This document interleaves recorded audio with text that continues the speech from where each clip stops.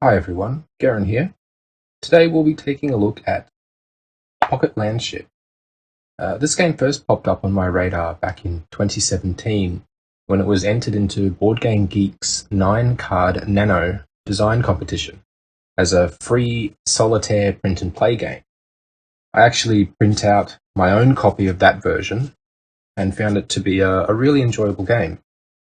So when I heard that it had been published with a bit of a retheme and extended gameplay options, I knew I'd have to seek out a copy.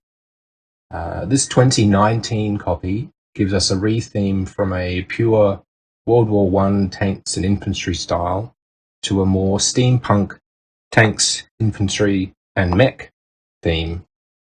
However, the core gameplay elements of the original print and play are still here. Pocket Landship is a simple dice-rolling, card-based wargame, which can be played solo or cooperative, and the game takes about 15 to 20 minutes. So let's take a look at what's in the box. Pocket Landship comes with a rulebook,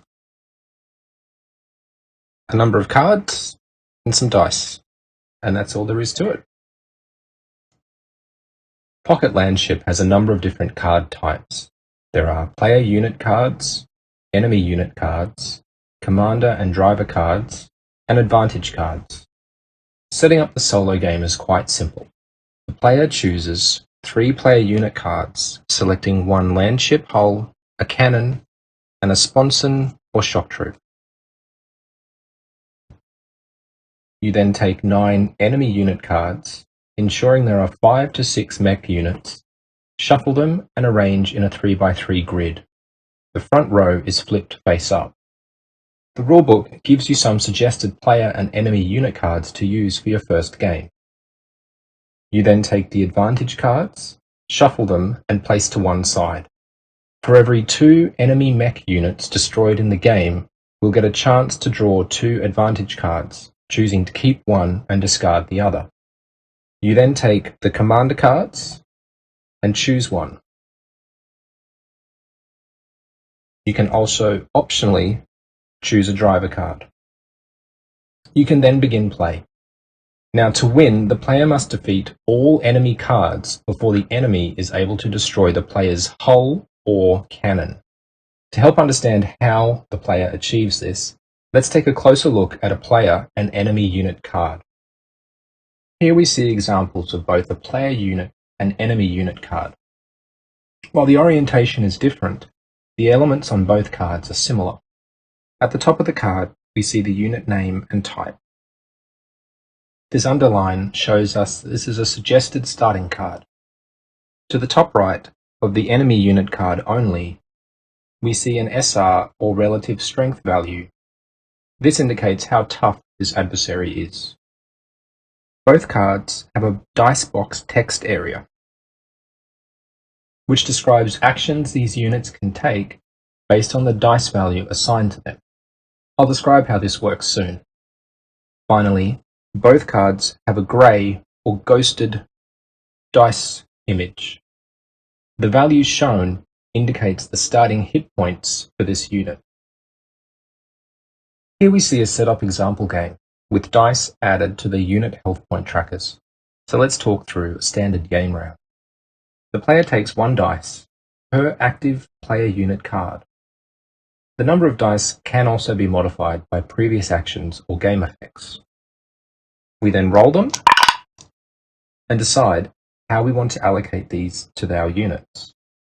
We can allocate these in any order, and they can be actioned in any order.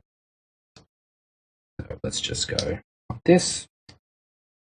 The player also has an option to conduct emergency repairs.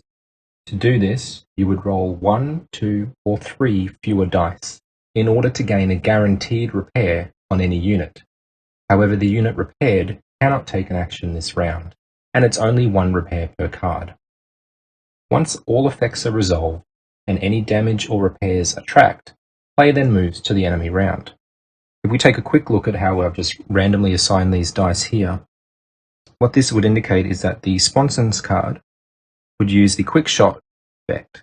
This would cause 1 damage to any frontline enemy unit, so we'd be free to choose how we apply that.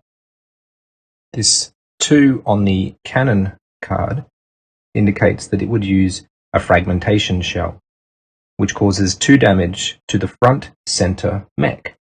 And luckily, we have a mech in the front center location.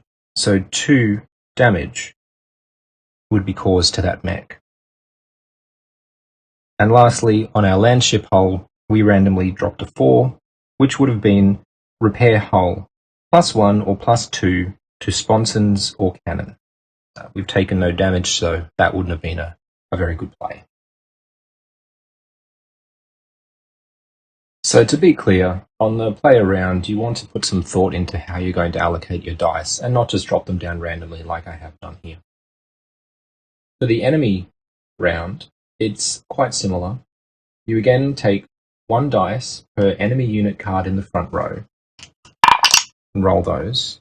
However, when placing these, they are always placed from the lowest value to the highest value on the cards from left to right. Again, any activated effects are resolved and the round ends, with play starting again on the player's turn.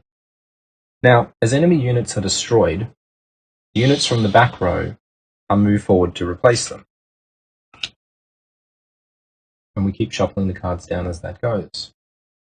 If we ever get to the point where there isn't a card available behind, one would move in from the closest available side and be revealed.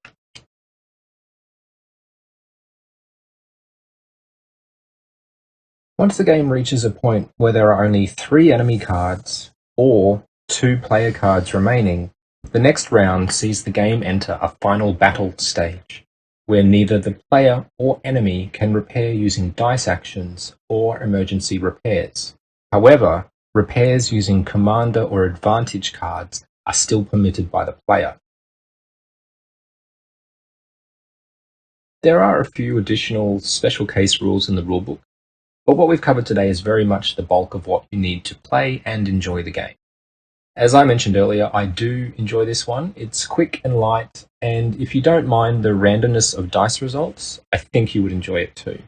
My only real criticism relates to that dice randomness.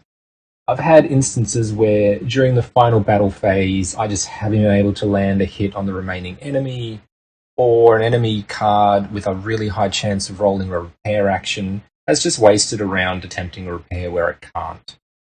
But really, those situations I would say are a rare event, and there are some mechanisms in the game to help mitigate unfavorable dice rolls. So now that we know how to set this up, I think we should give this one a playthrough. So I hope you will join us next time for that one. Thank you so much for watching, and I'll see you in the next video.